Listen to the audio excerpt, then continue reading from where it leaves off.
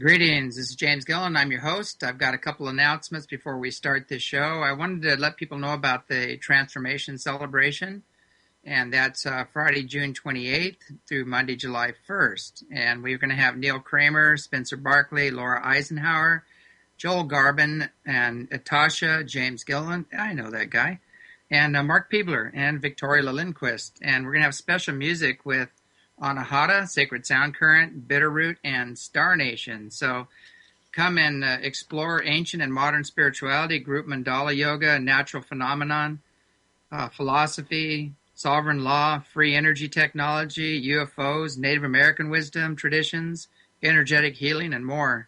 So be enriched, inspired, and energized as you share in a wide spectrum of fascinating knowledge with pioneers of new thought, new technology, and spiritual wisdom.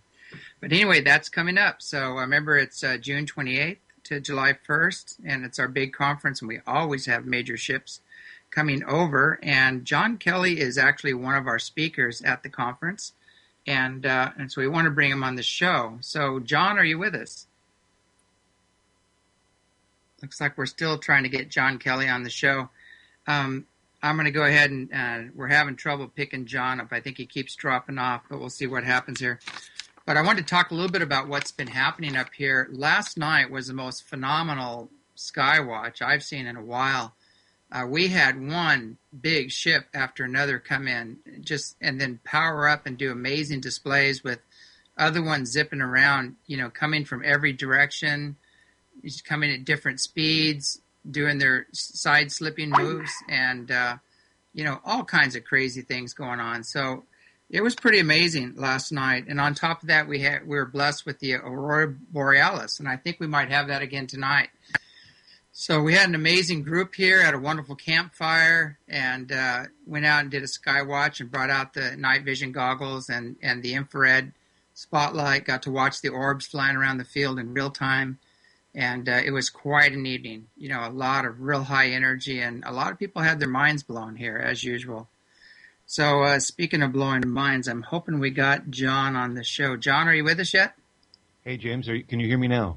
I can hear you. Great. Thank you very much. Sorry to be late in joining you. Great to be here with you again.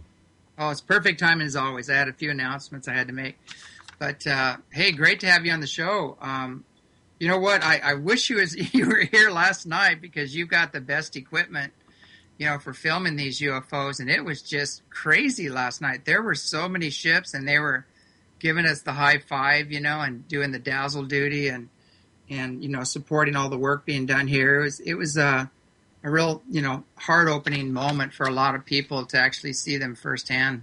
I read about that in your news group, James, and I was excited to hear all this energy kicking in, pre-summer. It tells me there's going to be an intense year for sightings. This report and my own sense about being at the ranch. Year after year. During my times visiting there, so many mind-expanding experiences took place related to sightings, contacts, close encounters, interactions.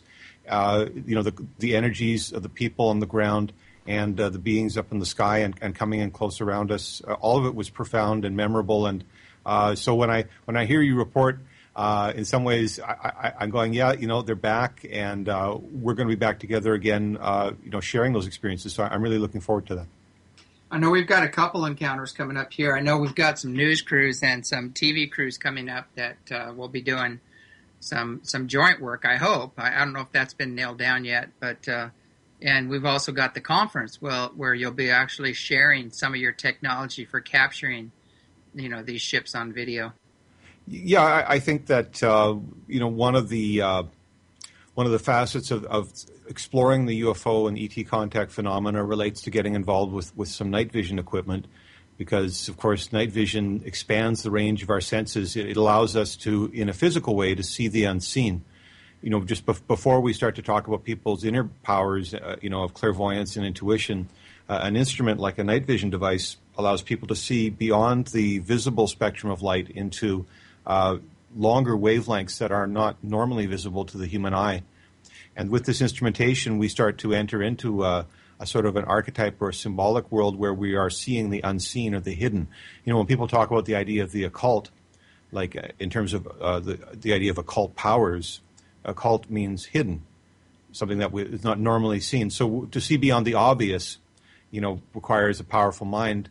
But an instrument, in this case, a night vision device, can be an aid to that kind of self-empowerment or self-awakening. James, your story of contact is rich with interdimensional facets, including telepathic contact, dreams and visions. And for other people who may just be on the horizon of awakening to those kinds of experiences, using a piece of equipment like a night vision device is symbolically, it's sort of like having a third eye, so to speak. Mm-hmm. And what's interesting too, for those who like validation, I told a story a little while ago. It's very interesting. We had the big yak breakout. And on the full moon, it's really weird. Now we're just on it. We're like watching them 24/7 on the full moon to make sure they don't do it again. Uh-huh. But they broke out, and the first time they broke out, we didn't know where they were. We couldn't find them at all. And so we got down and we tapped into the Star Nations, our friends on high. They told us exactly where they were, and they even told us the herd split and where the other ones were and where the missing one was. And we went right to those locations, and there they were standing there, and brought them back. And then they broke out again the second time, nowhere to be found. And they gave us detailed information exactly where they would be.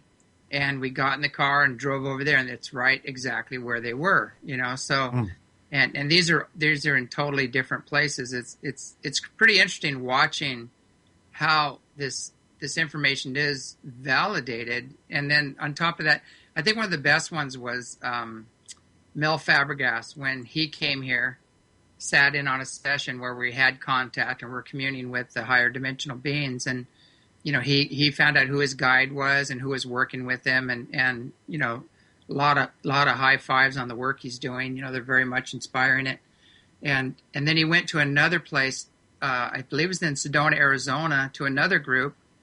And a woman there turned around. She said, "Hey, there's this being here, trying to connect with you with the Orion Council of Light," and gave him the name of her. And she said, "You met her at the East City Stargate," which just blew his mind. Yeah. Totally. I still don't even know who these people are. I don't. He hasn't told me, but I'd like to connect with him. So it's amazing when you get these validations. On top of that, having the triple PhD Boeing engineers and Lockheed engineers, Skunk Works people, and Air Force base commanders and air traffic controllers, pilots, all the people that have been up here and have seen these ships, have gone on record. I'm wondering, which is kind of a segue into the Disclosure Project. I'm wondering when people are going to realize this has already been disclosed. Well, yeah. I mean, we have our society is stratified, and there's insiders and the masses, and the high priests of these kinds of knowledge, who are the custodians of it, so to speak, aren't publishing pamphlets and standing on street corners. So, but mass public access to insider information is precluded in a society, particularly in this era, a society that's obsessed with secrecy. There was a famous series, I think it was the Washington Post, that ran a series entitled Top Secret America.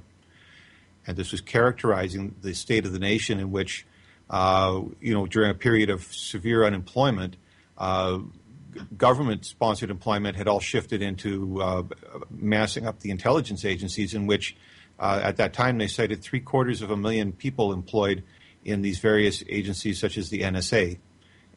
Which ostensibly are engaged in ongoing surveillance activities of the rest of the population. So, we live in a culture of surveillance and secrecy, and therefore these hot potatoes, these lightning rod issues like contact with extraterrestrial civilizations and so on, are precluded from public access unless it is lensed through a filter that informs us about maybe agendas related to alien invasions, evil aliens, we're all going to be abducted soon, so we better ramp up the homeland security and keep our neighborhoods safe. This kind of profile is typically how those issues are characterized. It's hard to find films, for example, that share a positive perspective on questions of contact with other beings from other civilizations. James, I can't tell you anything new about history, but if we look at the way that North America was colonized by European settlers, we understand that the dehumanization of the indigenous people played a role in that. And this colonial empires will instruct their citizens that the peoples of the nations that they intend to invade are not actually human. They're subhuman as a pretext to committing mass crimes against humanity and genocides. And so the dehumanization or the despiritualization, taking the soul out of the ET, so to speak, through propaganda means, is one way to prepare us as a society to wage war on perhaps our brothers and sisters from other dimensions, other planets, and it's a worrying trend. So there's a great need for fostering and cultivating a positive-oriented culture where we have the self-confidence within ourselves that we can look out into the world and to the new dimensions of living in this world without the need to diminish the honor or the humanity or the consciousness of other beings who are here with us. When we can approach life, from a place of where we are established within our hearts and within a deep sense of self-knowing, then we are able to interact with the world in a more benign way. Some people may say, well, gosh, if we don't keep our powder dry, and we don't keep looking over our shoulders and keep the surveillance going, they're going to invade us at any moment. We're at risk of losing everything. This talk about peace is disturbing, but I say that we've gone so far in a wrong-sided direction now. We could possibly become more militarized or more war-ready or more bloodthirsty than we are now, I would say. And there's a need to back down from some of that in order to perpetuate that we can have any kind of a future as a human society. There's no human society that can go on forever on this burnout kind of a course into constant war. Yeah, definitely. I mean, we've already been invaded, and everybody's going, we're going to lose our freedom. That's pretty much toast, and we're going to lose our rights and our Constitution. That's toast, It's like, so I always think. I always talk about, even in counseling work, I go, what are you afraid of that you're not already creating? And maybe it's time to create something different. But, the whole thing is Einstein talks about that. I can't remember what he said, but something about war. But I know he was talking about, didn't know what kind of weapons World War III was going to be fought with, but World War IV would be sticks and stones. Yeah, right. But, there's another one about something about, trying to prepare for war and peace at the same time. It's kind of crazy, but I can't remember the exact quote. I'll have to get that one out. But guns and butter, right? Yeah. But it's kind of insane. I've just seen this over and over again. It's like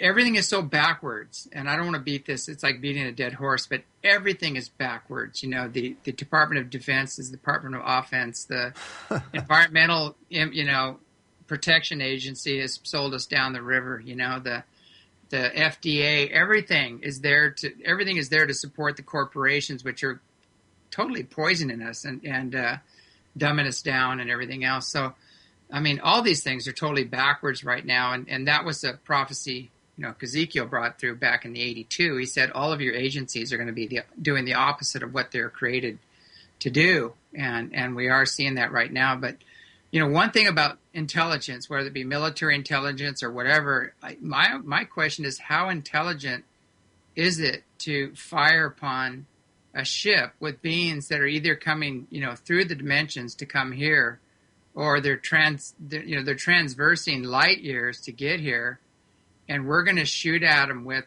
our technology or whatever back engineered thing we've mustered.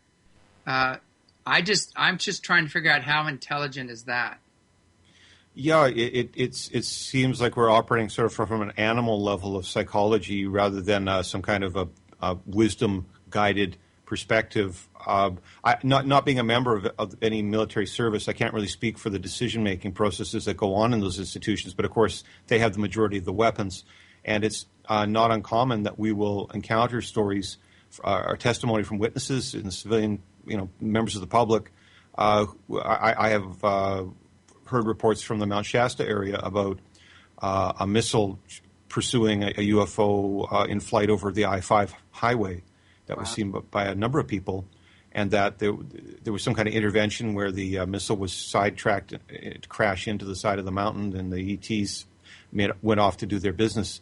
This armed response, our willingness, in other words, to mount an armed response to any perceived change in some kind of status quo is it's not scientific. It's not in the interests of the advancement of education. It's about maintaining a lockdown, and really, to stretch it, or extrapolate to an extreme. It's really about keeping us in a state of ignorance. I mean, if someone showed up with an back in the day, an encyclopedia salesman might show up at your front door with some books with some stuff in them that you may never have read. And instead of checking out the books, we're talking about pulling the guns out. It's like, what's the relationship between those ideas? We've reached. It's part of this extreme, polarization of society that we've reached this apex or deep depression of, the furthest point of corruption. Again, to use strong language, and we're condemned by it at the same time. We've become so stonewalled that our thought processes are stifled, and our sense of innovation, which will guide us into the future, the solution creation ability, is being beaten out of us by enforcing a culture of suppression. So these are great challenges, and it's up to the wisdom keepers of our times, the sensitives and the insightful people, the thoughtful people of our times, to try to hold the fire through these storms, and not let those flames of insight go out to make sure that they're continuing to pass to future generations. Is part of the perpetuation of humanity. If we misuse what's been given to us, and we've been given so much, particularly here in the West, we've been given so much. If we misuse it, of course, it'll all be taken away from us. Exactly. And that goes on any level, too. I see, any kind of misuse of your energies or frequencies right now, it's almost having instant karma. And, some big lessons coming around with that. And I've seen over and over again it's a long story. I don't want to go into the whole Archon network and what that's all about, and the extreme misuse of consciousness and energy, and, to suppress or manipulate or control. That is all going to be coming down here, because it's not frequency specific to where the Earth is going.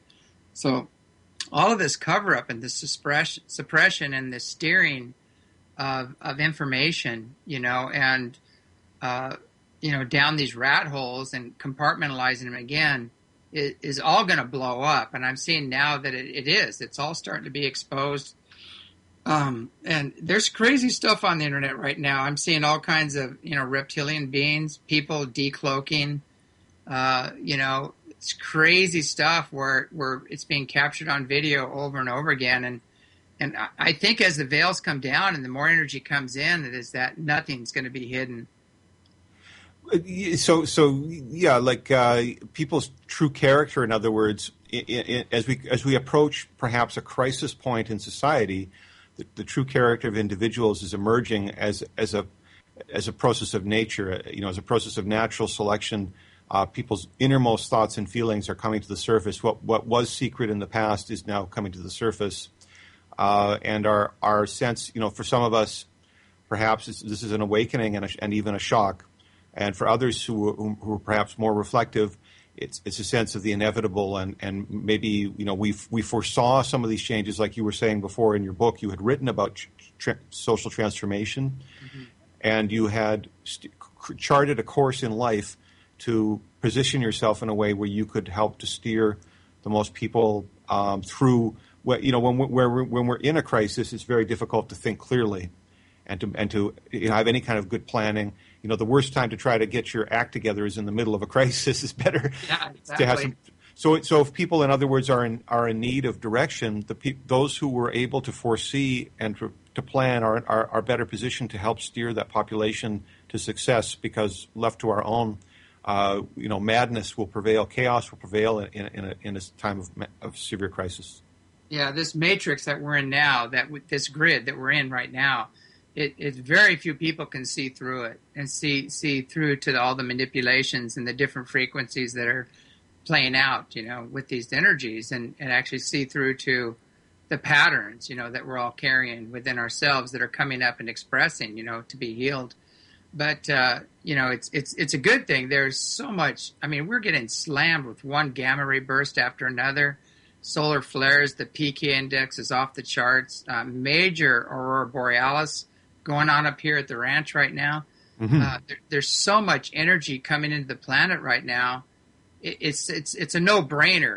Whenever you have a system and you introduce a lot of energy into it, everything of a lower frequency is going to come up.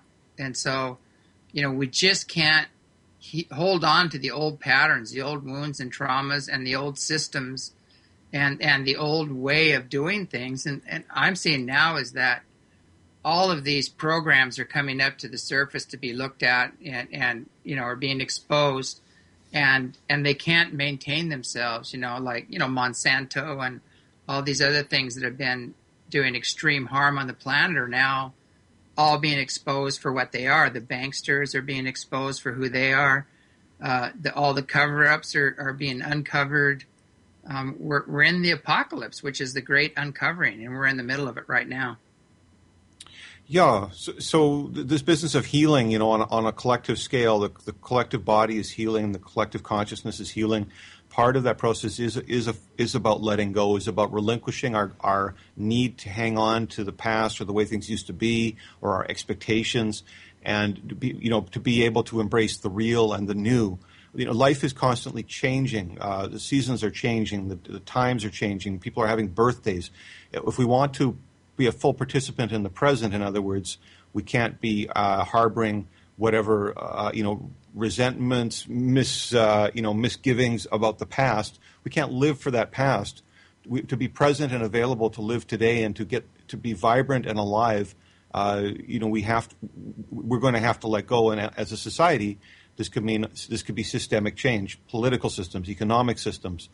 We have to be prepared to expect that the way things were being done in the 1950s isn't the way it's going to be done in the 2030s. So let's prepare ourselves for the new, and let's be available for different possibilities. In other words, I'm not trying to dictate the terms of change so much as to agree with you in saying that change is coming. Do you want to get on and have a great ride? Like, be ready to latch on and ride with the change. Yeah. Yeah, true. And I'm saying, it's as you wish. The source is just pumping it up, and the energy's coming in, and we're aligning with galactic plane, and we're getting bombarded, as I said, with cosmic rays, gamma rays, magnetic energies. All of these things are just pumping up, and I'm seeing that everything of a lower frequency, the old wounds and traumas and wrong conclusions from past experiences, the old empires that are based on greed and separation, everything that doesn't align with unity consciousness, the me programs, are going aside, and so the ego is just, or I should say the alter ego, the ego that's been wounded or traumatized, whatever, is just getting slammed again and again, as well as the old program, the old social consciousness program, because what I'm seeing is a whole new grid is coming in, and the old grid is collapsing. And it just has to do with frequencies and energies and an evolutionary period where we are taking a quantum leap, in consciousness and energy and evolution. And nothing personal, but, the old program just doesn't work anymore, and it will not work, in the future.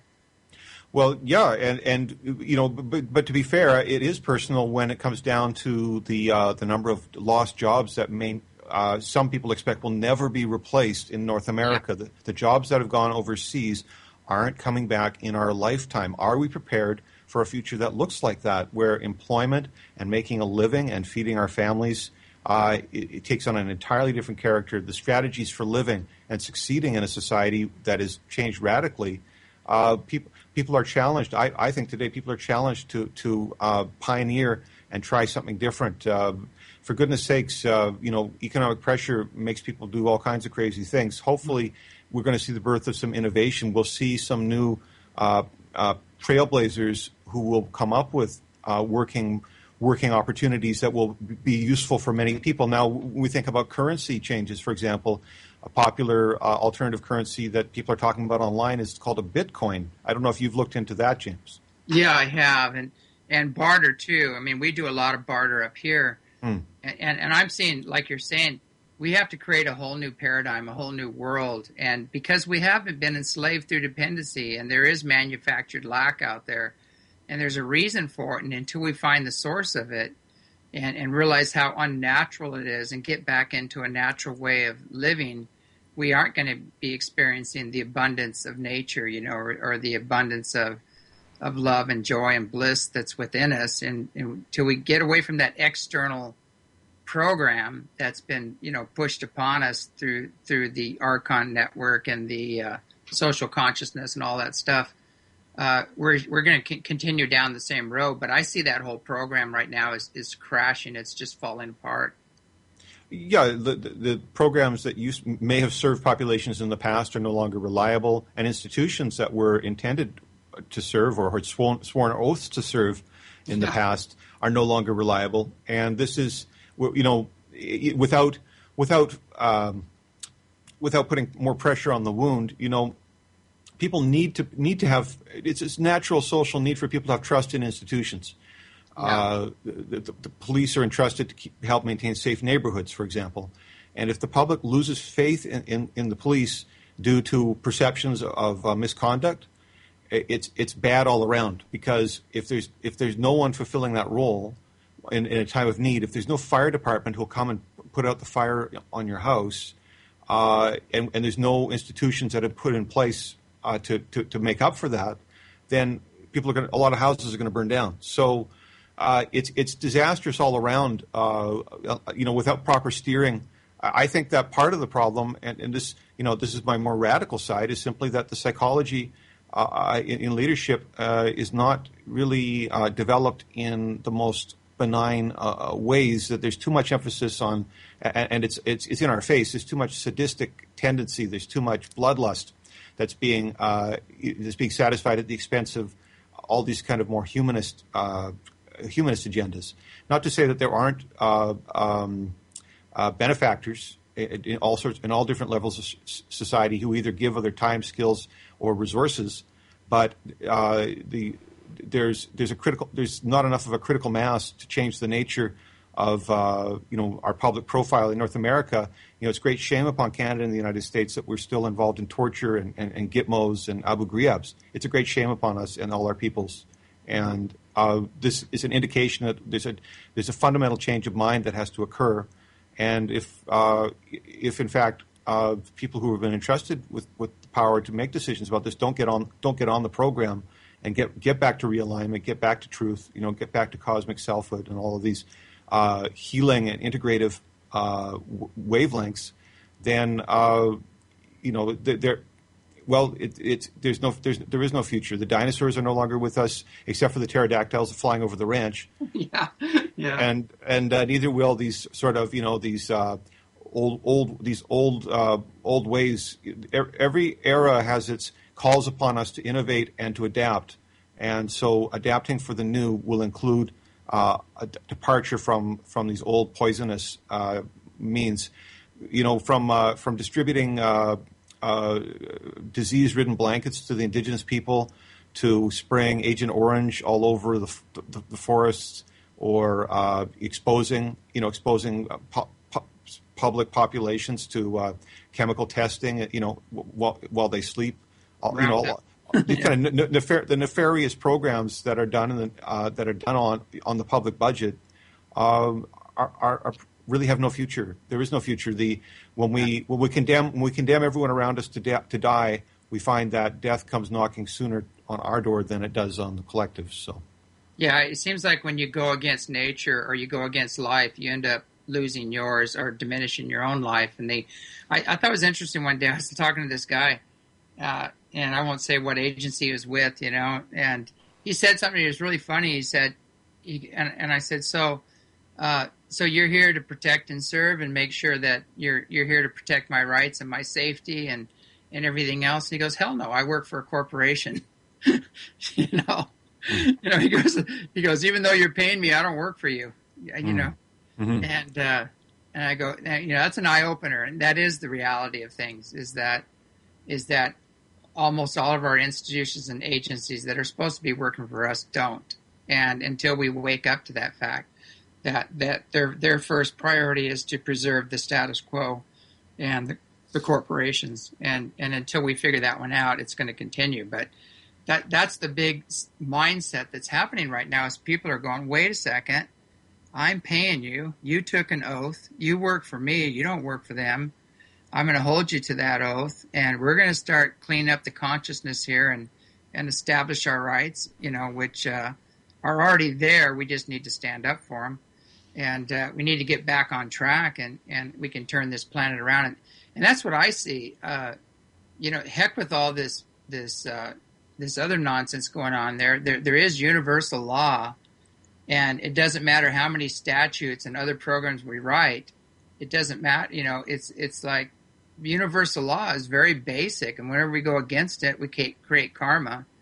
And the karma is being accelerated right now at an exponential rate. So you either figure it out and get with the program, or this shift that we're going through is just going to, basically beat the crap out of you just with action, reaction, or karma. So I think this is an ancient story. At the time of the worst crisis, all the terrible powers, that we thought were going to condemn us to catastrophe. It turns out that the universe has always got the extra cards, the ancient cards that will be played, that will trump anything, any terrible thing that we can come up with, any horrible program or implementation, or creating a horrible police state, or going and invading and trying to destroy our neighbors. That will be trumped. The universe plays this way, and this is like the story of the Gita. When Krishna and Arjuna are on the battlefield, and Arjuna says, "I don't want to go and fight with my uncles. I want to go home." And Krishna says, "No, stick around because I got bigger plans." And he gives him a few hints about what's coming up. It turns out that Arjuna has the trump card. But you wouldn't be able to tell, without having that sort of far-sighted vision. If you looked at what was obvious, if you looked at just the materialism of it all, you'd think, oh, we're outnumbered, we're doomed. But the universe has these cards that are bigger, and this is one of the points of going through hard times, is the awakening to, and the indelible impression that's left by the greatness of what gave us life. What's beyond our comprehension is greater than everything. And when we become reestablishing ourselves in that, and remembering that, and passing that on to those who come after us, it seems to be, from literary sources, historic sources, and for some people from personal experience, it seems to be how these things go through. In the face of the worst catastrophe, we find within ourselves the great resources, and when we bring them into play through personal courage and motivation, we assume some responsibility for our part, that things change in profound and unimaginable ways. We go from night to day, so to speak. We go from near catastrophe to moving on to a paradise. And I think ultimately we all want a paradise, and not just for one person or two people, but that all of us will share it together. Exactly. There's an old saying, man plans and God laughs, and I see these nefarious plans that are in place right now. There's nature, which is the whole card, which is playing out, with all the changes and earth change and everything else. And then there's also the alignment with galactic plane and this huge influx of higher consciousness and energy that's coming in. So a lot of these plans that nefarious plans that are on the books they're trying to pull off right now are just not going to work. And the only thing they're going to gain is more karma and an acceleration of that karma. And, they'll play a hand in their own demise. And that's what I'm seeing right now on an individual level and a collective level. In everything that we do, we need to really be very clear on how this affects others. Is this highest and best good for humanity and the earth? Is this going to be creating karma? is this love? Is this really coming from the heart? And is this love? And is this aligned with soul purpose? Or is this coming from another area, another aspect of ourselves that might need healing or clearing? And that's what I'm seeing in the big picture right now. I'm talking to 5 or 6 top, healers and people that are out there doing clearing work and healing work, counseling work.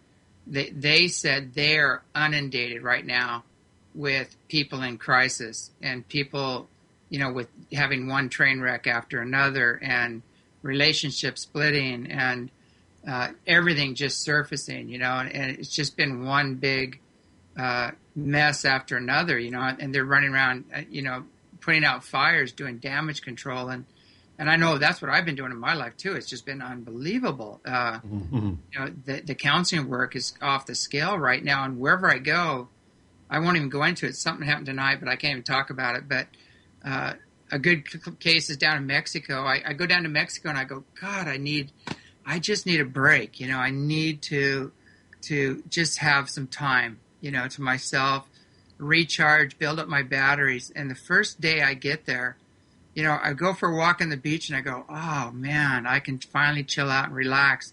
And this guy drowns right in front of me, So we're pulling this guy in. He's all blue, and we're working on him. And I'm doing all the energy work I can. And he comes out of it.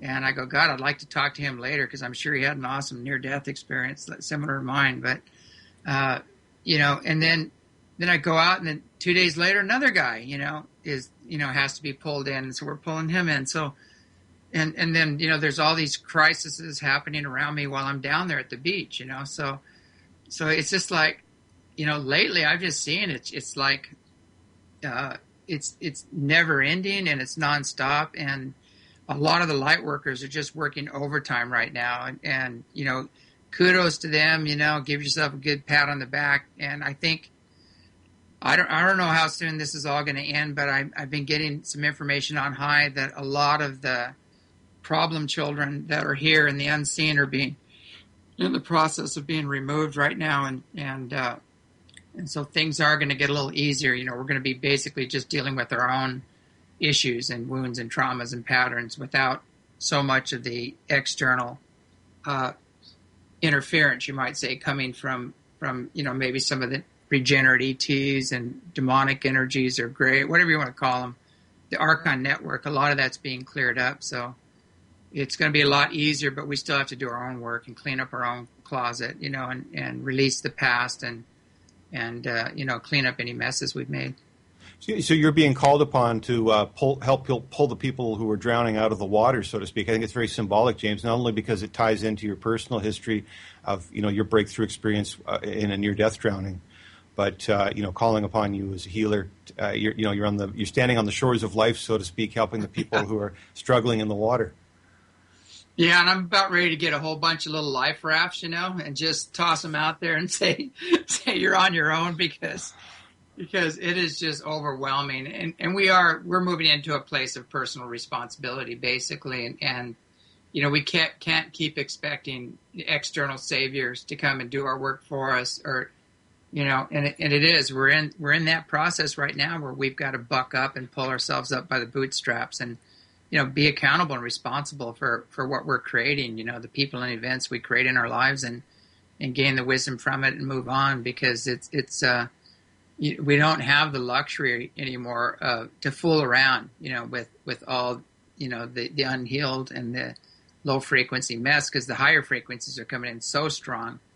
We're going to have to really learn some very advanced tools and techniques to heal and surrender and release the past if we're going to, stay on this earth ship and where she's going.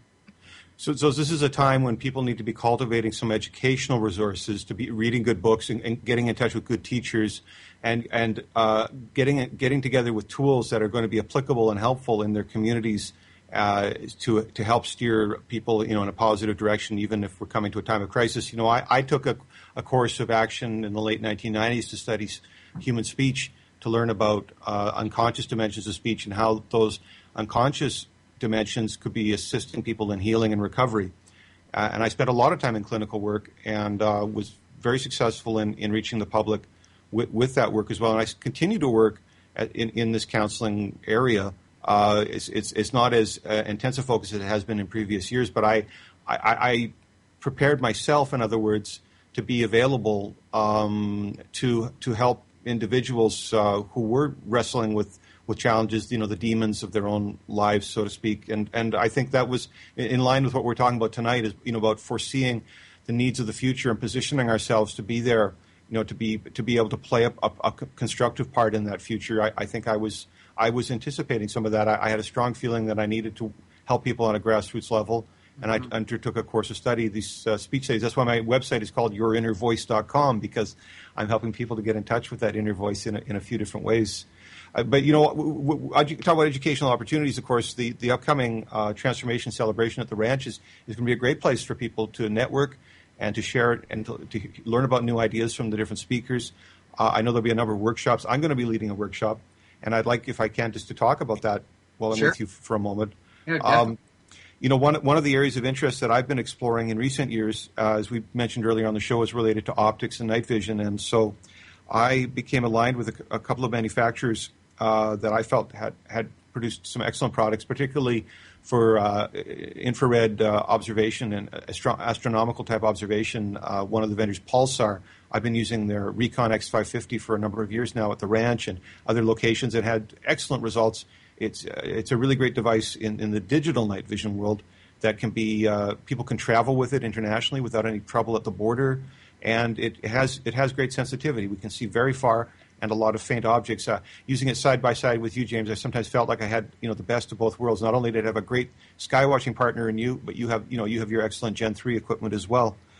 So the Pulsar Recon is, for the serious sky watcher on a budget, is a superb instrument, and that is one of the devices I've been placing units with clients all over the world. I have people using them in Australia, Japan, Central America, U.S., Canada.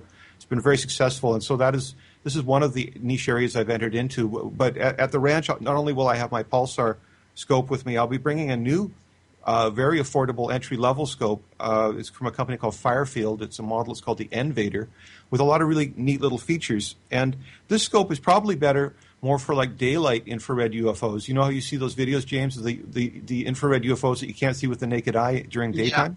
Yeah. Uh-huh. This scope is a superb daylight scope for infrared as well as color viewing. It has digital zoom, which is a lot of fun, it's just a push button zoom, and you can zoom from 3, 6, and 9 times at the push of a button. I think that's a really cool feature, and I'm enjoying my eval unit that I just got last week. It's something that runs off of AA batteries.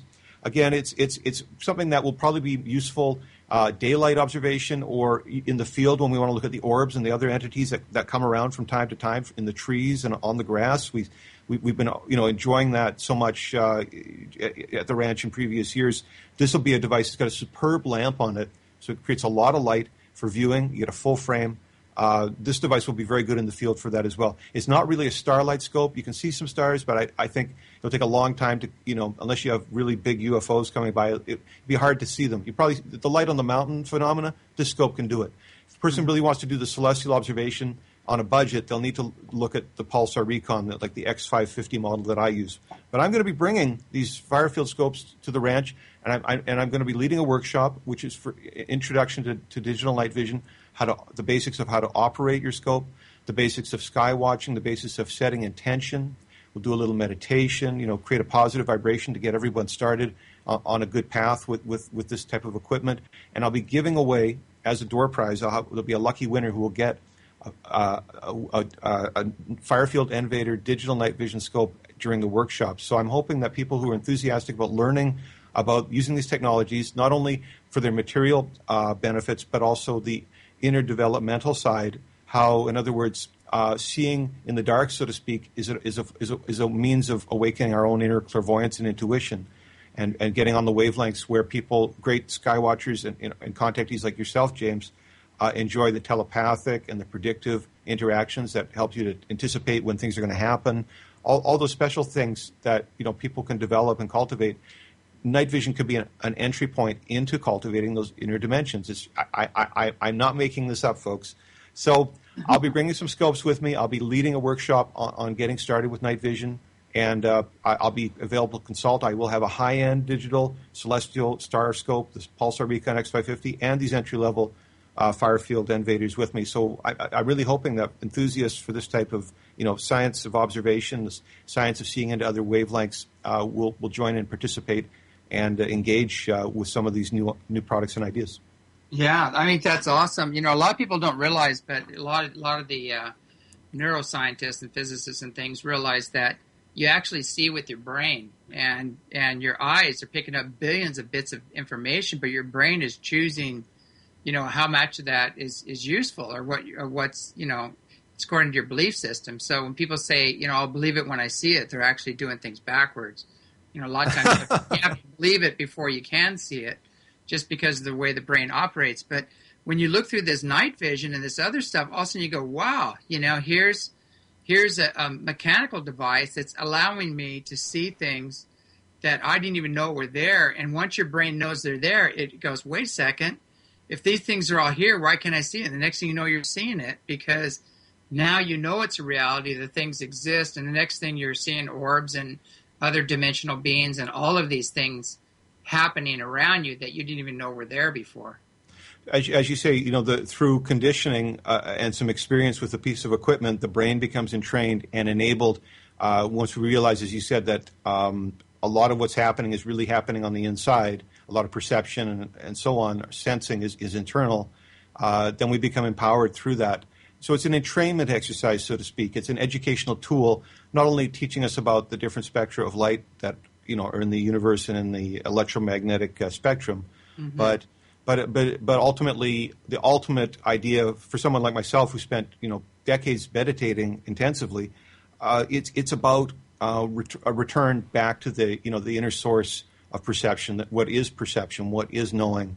And that ultimately lies within us. This is an exercise, so to speak, in getting in touch with that. And people do sustain that. The videographers that I've worked with, many of them have stories about contact where they have precognitive dreams, as well as other phenomena like out-of-body experiences and all that exotic stuff. But the point being is this: inner dimensions of contact. I'm convinced from experience that they are very real. Even the folks from the 1950s whose reputations were layered with ridicule and debunking and skepticism. The George Adamski's, these folks had something to say about telepathic contact with the ETs. Mm-hmm.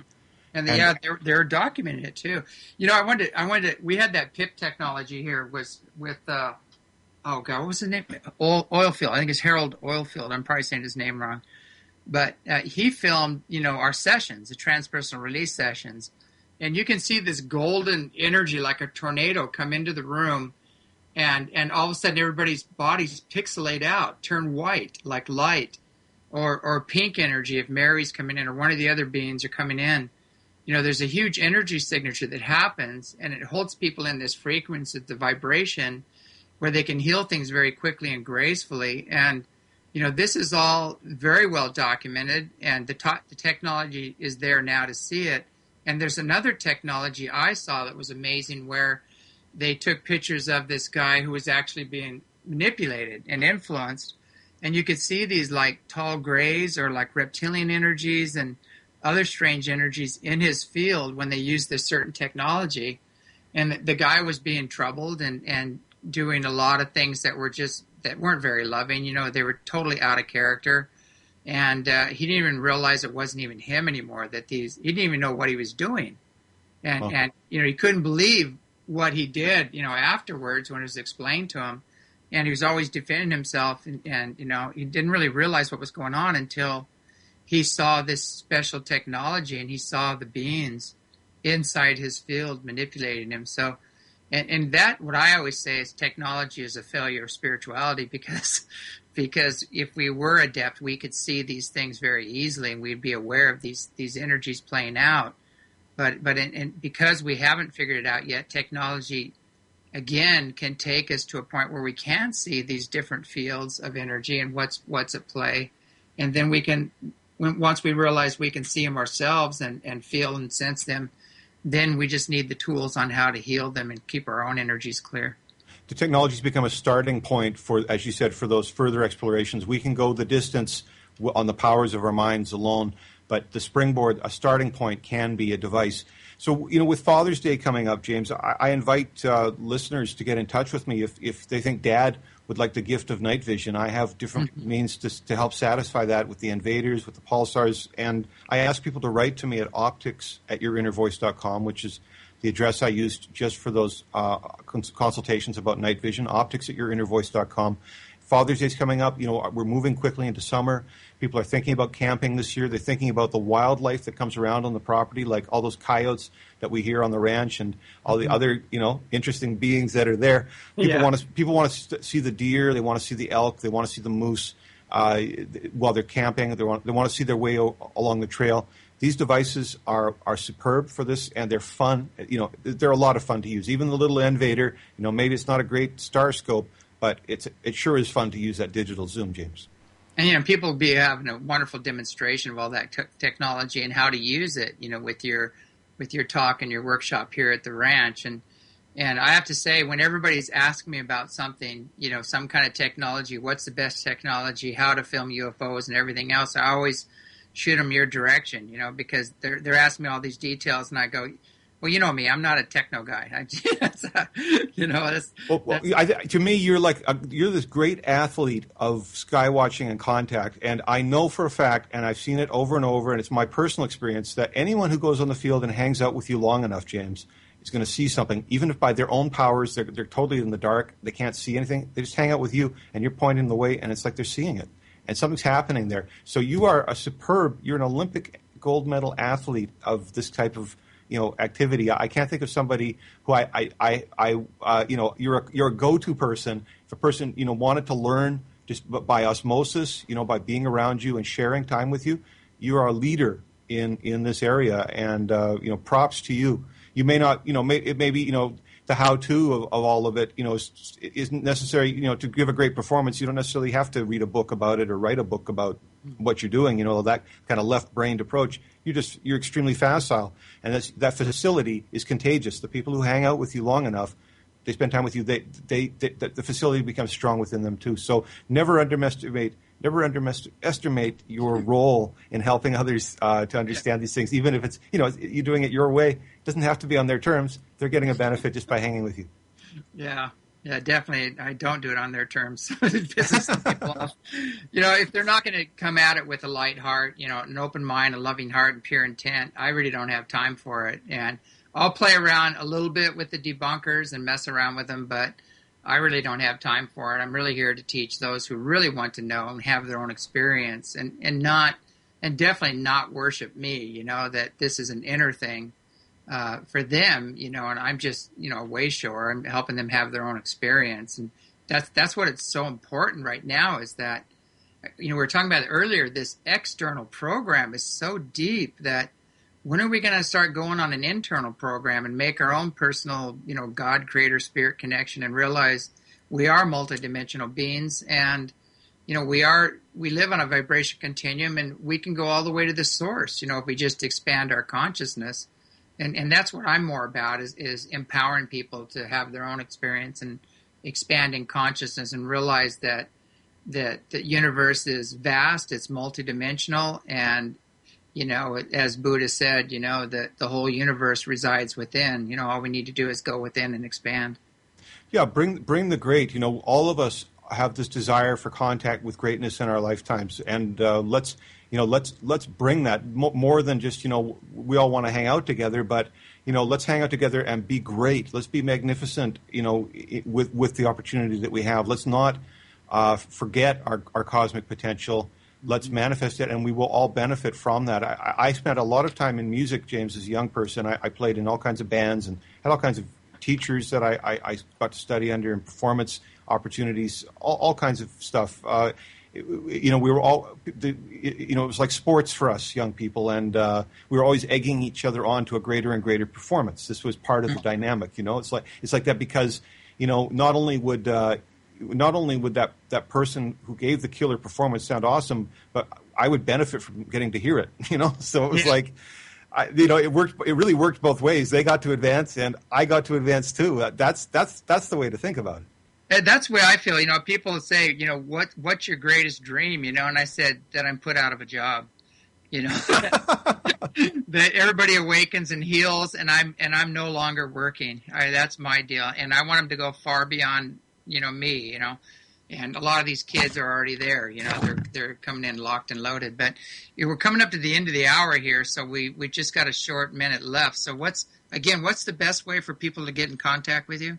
My toll-free number, North America-wide, call me 1-888-453-0751, 1-888-453-0751, or visit my website, yourinnervoice.com. And James, I can't say again how much I'm looking forward to spending time with you again on the land.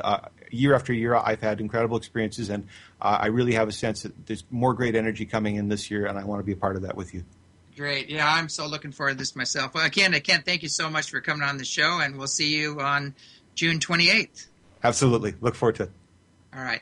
And, if you want any more information on that, send an email to ecetireservations@gmail.com. That's ECETI reservations@gmail.com. If you want to find more about any gatherings or workshops or classes or any of the speaking events that are upcoming. And also, too, stay tuned because I'm going to be interviewed on the next show. So anyway, have a great evening. This is James Gilliland signing off. Watch the skies. Hi.